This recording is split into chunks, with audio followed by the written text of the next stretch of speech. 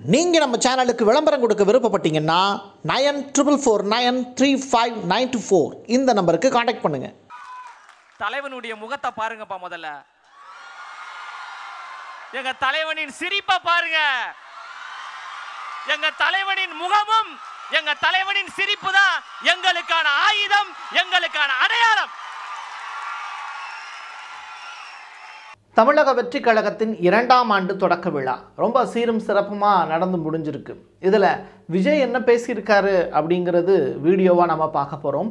பிரசாந்த் கிஷோர், அது மட்டுமல்ல ஆதவ் அர்ஜுனா உள்ளிட்ட மிக முக்கிய நபர்கள் பேசி இருக்கக்கூடிய நிகழ்வுகள், சாப்பாடு நின்றுக்கிட்டே சாப்பிட்ட அந்த தருணங்கள், ரொம்ப வருந்தத்தக்க சில நிகழ்வுகளும் நடந்திருக்கு.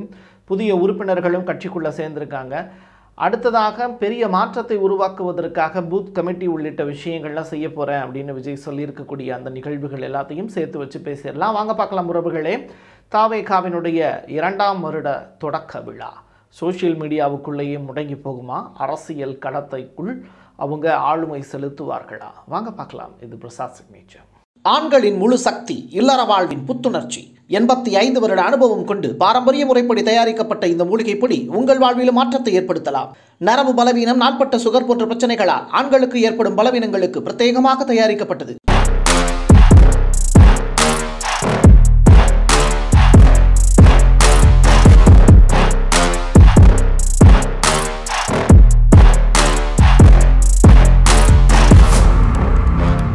மாற்றி மாற்றி சோஷியல் மீடியாவில் ஹேஷ்டாக் போட்டு விளையாட்டுருக்குறாங்க.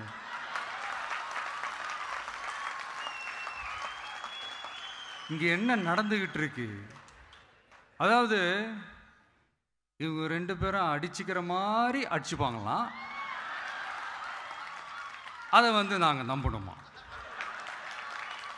மக்கள் நம்பணுமா? What bro, it's very wrong bro. ஆரம்பமே ரொம்ப அமக்களமாக இருந்தது.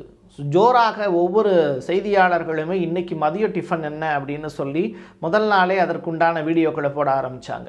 விஜயினுடைய வீட்டிலேருந்து அவர் கிளம்புனதுலேருந்து ஒய் பாதுகாப்பு, ஒய் பிரிவு பாதுகாப்பு, அந்த பிரிவில் எப்படியெல்லாம் பாதுகாப்பு சிறப்பாக இருக்குது அப்படிங்கிறத இன்றைக்கி பார்க்க முடிஞ்சுது.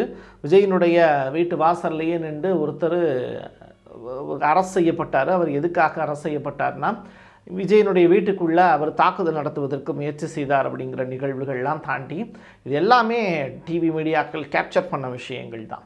அதற்கு பிறகு தொடர்ச்சியாக வீட்டில் இருந்து செங்கல்பட்டில் இருக்கக்கூடிய பூஞ்சேரி அப்படின்னு சொல்லிட்டு அந்த கிராமத்துக்கு நடுவில் போடப்பட்டு இருக்கக்கூடிய மீட்டிங், இட்ஸ் அ கான்ஃபரன்ஸ் அப்படின்னு சொல்கிறாங்க. இது ஒரு பெரிய அளவிலான மாநாடு கிடையாது. 2500 பேருக்கு மட்டுமே அந்த இடத்துல அனுமதி அப்படின்னு பவுன்சர்களுடைய பாதுகாப்புக்கு மத்தியில் தான் அந்த விழாவே நடந்தது. தாவேகாவினுடைய முக்கிய மாவட்ட நிர்வாகிகள் மட்டும் அந்த இடத்துல கலந்துக்கிட்டாங்க. தொண்டர்கள் சில பேர் கலந்துக்கிட்டாங்க. இப்படிப்பட்ட நிகழ்வில் ஒரு பத்திரிகையாளருக்கு நேர்ந்த துர்பாக்கியமான நிகழ்வுகளையும் நம்ம பார்க்கணும். அவரை தொடர்ச்சியாக உள்ளுக்குள்ளே நுழைய விடாமல் தடுத்தது ஏன், எதற்கு என்ற கேள்வி கேட்டதற்காகவே பவுன்சர்கள் நெஞ்சில் கையை வச்சு புஷ் பண்ணி அவரை வெளியில் தள்ளினது. இந்த காரணங்களால் அவருக்கு நெஞ்சு வலி ஏற்பட்டு மருத்துவமனையில் அனுமதிக்கப்பட்ட வேதனையான செய்தியையும் தமிழ்நாட்டு மக்களுக்கு சொல்லணும். தொடர்ந்து பத்திரிகையாளர்கள் இல்லை அப்படின்னா, அந்த கேமராக்கள் இல்லை அப்படின்னா உங்களால் செய்தியை உலகம் முழுவதும் கொண்டு போய் சேர்க்கிறது அப்படிங்கிறது மிக கடினம். இன்றைக்கி எல்லார் கையிலையும் ஃபோன் இருக்குது அப்படின்னு சொன்னால் கூட எந்த செய்தி உண்மை, எந்த செய்தி பொய் அப்படிங்கிறத ஒரு பத்திரிகையாளன் மூலியமாக தான் மக்களால் அறிஞ்சிக்க முடியும். இது யதார்த்த கள நிலவரம். அப்படி இருக்கும்போது உள்ளுக்குள்ளே நடக்கக்கூடிய நிகழ்வுகளை ஒவ்வொரு மீட்டிங்குமே நீங்கள் போய் பார்த்தீங்கன்னா தெரியும். டிஎம்கே ஏடிஎம்கே அவங்க கான்ஃபரன்ஸ் மீட்டிங் நடந்துச்சு அப்படின்னா உள்ளுக்குள்ளே ஒரு 5 மினிட்ஸ் அலோவ் பண்ணுவாங்க. கண்டிப்பாக அந்த நேரத்தில் அவங்க கேப்சர் பண்ணிக்கிறதுக்கான வாய்ப்புகள் இருக்குது. அப்படி ஒரு நிகழ்வு தாவேகா ஏற்பாடே செய்யலை. ஸோ இதன் காரணமாக அவங்களுக்கு இருக்கக்கூடிய நெருக்கடி, ஆஃபீஸ்லேருந்து வரக்கூடிய ப்ரெஷர் காரணமாக திரு இளங்கோ அவர்கள் பத்திரிகையாளராக உள்ளுக்குள்ளே போய் செய்தி சேகரிக்கிறதுக்காக முற்படுறார். அவரை பவுன்சர்களை விட்டு புஷ் பண்ணி தள்ளி வெளியில் அனுப்பிச்ச நிகழ்வு இது அப்படியே ரொம்ப அந்த இடத்துல ரொம்ப ஷாக்கான நிகழ்வு. இதற்கு பத்திரிகையாளர்கள் சார்பாக கண்டனங்களையும் தாவேகாவுக்கு தெரிவித்துக் கொள்ள கடமைப்பட்டு இருக்கிறோம். ஒரு பெரிய அணிவகுப்பு ஒன்று நடக்குது. அதில் பிரசாந்த் கிஷோர் வராரு மேடையில். இது எல்லாம் நின்றதுக்கு பிறகு பொதுச் செயலாளர் ஆனந்த் அவர்கள் எல்லாருமே நின்றதற்கு பிறகு ஆதவ் அர்ஜுனா இவங்க எல்லாமே கையெழுத்து இயக்கம் ஒன்றுக்கு பிளான் பண்ணுறாங்க. இதில் 6 மிக முக்கியமான கோரிக்கைகள். மும்மொழி கொள்கை அப்படிங்கிறதுக்கு கண்டனம், அதே நேரத்தில் பெண்கள் பாதுகாப்பு, உழைப்புச் சுரண்டல், சாதி கொடுமை உள்ளிட்ட 6 காரணங்களுக்காக தமிழ்நாட்டிலிருந்து இந்தியாவிலுமிருந்தும் பாஜக அண்டு இப்போ அங்கே ஆளக்கூடிய டிஎம்கே இவங்க 2 கட்சியும் வெளியில் போங்க அப்படிங்கிற அந்த வார்த்தையை மையப்படுத்தி கூட சொல்லாமல் கெட் அவுட் அப்படிங்கிற வார்த்தையை மையப்படுத்தி மத்திய மாநில அரசுகளே வெளியே செல்லுங்கள் அப்படிங்கிறது தான் விஜயினுடைய தாவேகாவினுடைய கையெழுத்து இயக்கத்தினுடைய கோட்பாடு. ஆனால் இப்போ இந்த இடத்துல மிக முக்கியமாக ஒரு விஷயத்தை சொல்ல வேண்டியது இருக்குது. பிரசாந்த் கிஷோர் அவர்கள் அந்த இடத்துல வந்து கையெழுத்து போடுறதுக்கு ஆனந்த் கூப்பிட்டப்போ கூட அவர் கையெழுத்து போட மறுத்துட்டார். ஏன்னா அவருக்கு இந்தி மொழி மீது பற்று இருக்குது. ஏன்னா அவர் வீட்டு மொழியவே வேண்டாம் அப்படின்னு சொன்னால் அவர் இப்படி அதுக்கு கையெழுத்து போட்டு வரவேற்பு தெரிவிப்பாரா? இந்த இடத்துல பிரசாந்த் கிஷோர் மைக்கை பிடிச்சி பேசும்போது அவர் ஒரு சில விஷயங்களில் குறிப்பிட்டிருந்தார். நான் வந்து தாவேக்காக்காரன் அல்ல, அது மட்டும் இல்லை, தாவேக்காவுக்கு நான் இங்கே எப்படி சொல்கிறது, வியூக வகுப்பாளராக வரவில்லை, விஜயினுடைய நண்பனாக வந்திருக்கிறேன். எனக்கு நிச்சயமாக தெரியும் 2026 விஜய் வந்து ஆட்சியை பிடிப்பார், அதன் மூலியமாக நானும் இந்தியா முழுவதும் மோடியை விட பிரபலம் அடைவேன் அப்படிங்கிற ஸ்டேட்மெண்ட்டை சொல்லியிருந்தார். இது ரொம்ப ரொம்ப முக்கியத்துவம் வாய்ந்தது. ஜான் ஆரோக்கியசாமியா இல்லை பிரசாந்த் கிஷோரா அப்படின்னு அந்த போட்டியை தவிர்ப்பதற்காக பிரசாந்த் கிஷோர் ரொம்ப கேஷுவலாக ஐம் ஃப்ரெண்ட் ஒன்லி அப்படின்னு சொல்லிட்டு பேசிட்டு போன நிகழ்வுகளை இந்த இடத்துல நீங்கள் கவனித்து பார்க்கலாம். ஆதவ் அர்ஜுனா பேசும்போதும் சரி ஏகப்பட்ட விஷயங்களை சொல்லியிருந்தார். அதுவும் அவர் குறிப்பாக அவர் பேசும்போது முதல்வருடைய பேண்ட் ஷர்ட்டில் இருந்து திமுகவினுடைய தலைவர் விஜயினுடைய பேண்ட் ஷர்ட்டையும் ஒப்பிட்டு அவர் பேசி இருந்தது. அந்த இடத்துல ரசிகர்கள்ட்ட கைதட்டல் வாங்கி கொடுத்துச்சு. எதனால் வந்து நான் இந்த கட்சியில் வந்து சேர வந்தேன் அப்படிங்கிறத ஆதவ் அர்ஜுனா ரொம்ப தெளிவாக குறிப்பிட்டிருந்தார். அவருடைய பேச்சுக்கள் எல்லாமே வந்து தமிழ்நாட்டுக்காரர் மாதிரி இல்லாட்டி கூட நம்முடைய கோயம்புத்தூரில் கஞ்சா குடிக்க ஒருத்தர் இருக்கார். இன்றைக்கி சிவராத்திரியில் நீங்கள் நைட்டு பார்த்தீங்க அப்படின்னா வந்து கஞ்சாவை போட்டுட்டு ஒரு பெரிய கேட்வாக் ஒன்று கொடுப்பார். அப்படி ஆதவ் அர்ஜுனாவினுடைய பேச்சு அப்படிங்கிறது தமிழ்நாட்டு மக்களுக்கு ரொம்ப நெருக்கமாக இல்லை, அந்நியமாக இருக்கார். ஏன்னா அவருடைய தமிழே தமிழாக தெரியவில்லை. அப்படி இருக்கும்போது அவர் எப்படி மக்களிடத்தில் ஒன்றி இருப்பார்? ஆனால் அவர் அந்த இடத்துல விஜய் வந்து ஒரு பீரியடில் பேசி முடிச்சுட்டு வந்தப்போ கூட ஆதவ் அர்ஜுனா மட்டும் எந்திரிக்காமல் உட்கார்ந்தது அவருடைய பணத்திமிரை காட்டியதாக நெட்டிசன்கள் சில புகார்களை சொல்லிக்கிட்டு இருக்காங்க.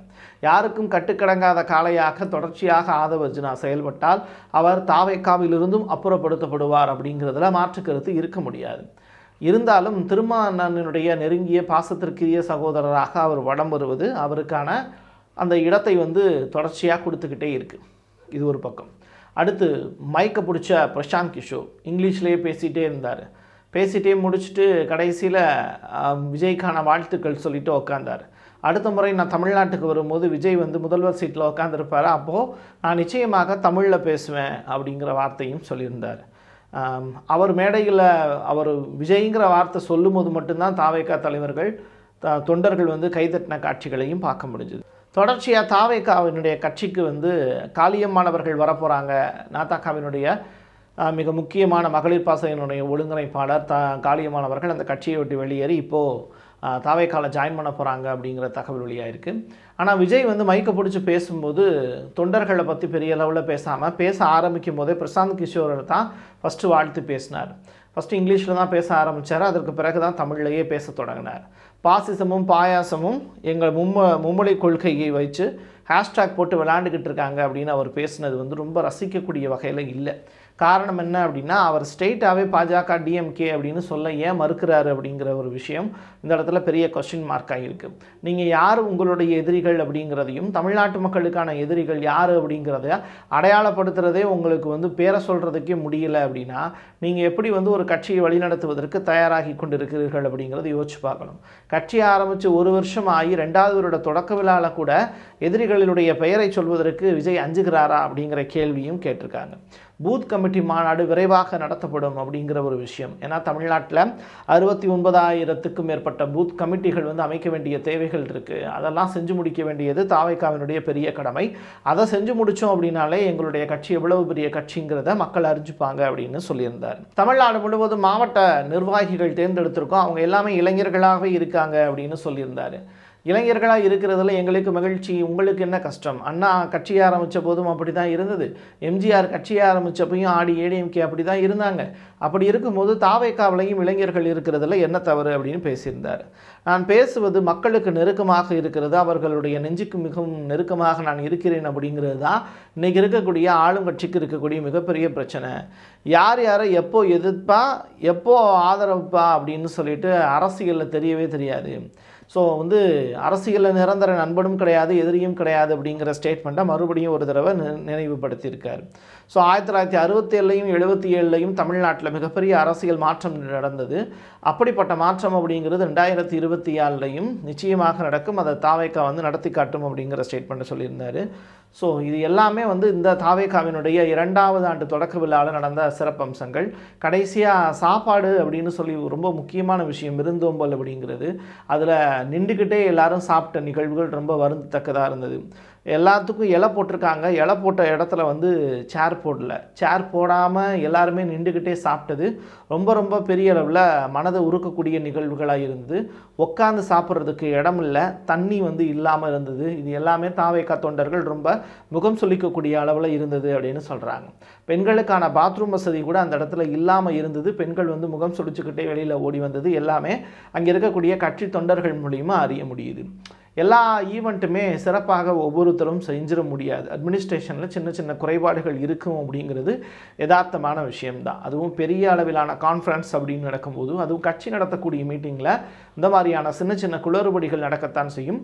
அதை ஃப்யூச்சரில் அதை கரெக்ட் பண்ணிக்கணும் அப்படிங்கிறது தான் தாவேக்காவுக்கு நம்ம சொல்ல வேண்டிய அட்வைஸ். எல்லாத்தையும் தாண்டி விஜய் அவர்கள் அடுத்ததாக ஒரு பெரிய களம் காண வேண்டிய தேவை இருக்குது. மக்களை எப்போ அவர் சந்திக்க போகிறாரு அப்படிங்கிற கேள்வி மக்கள் கேட்டுக்கிட்டு தான் இருக்காங்க. இது மறைக்கக்கூடிய கேள்வி அல்ல, இது யதார்த்தமான கேள்வி. இந்த கேள்விக்கான விடை அவர் செயல்பாட்டுக்கு வர வேண்டும். உள்ளுக்குள்ளேயே வீட்டுக்குள்ளேயே இருந்துட்டு அறிக்கை கொடுக்கறது அப்படிங்கிறது அது காலம் கடந்து விட்டது. 2026 நெருங்கி விட்டது.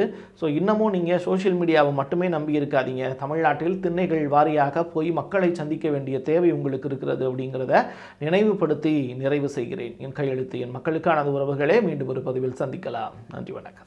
நீங்க நம்ம சேனலுக்கு விளம்பரம் கொடுக்க விருப்பப்பட்டீங்கன்னா 9444935924 இந்த நம்பருக்கு கான்டாக்ட் பண்ணுங்க.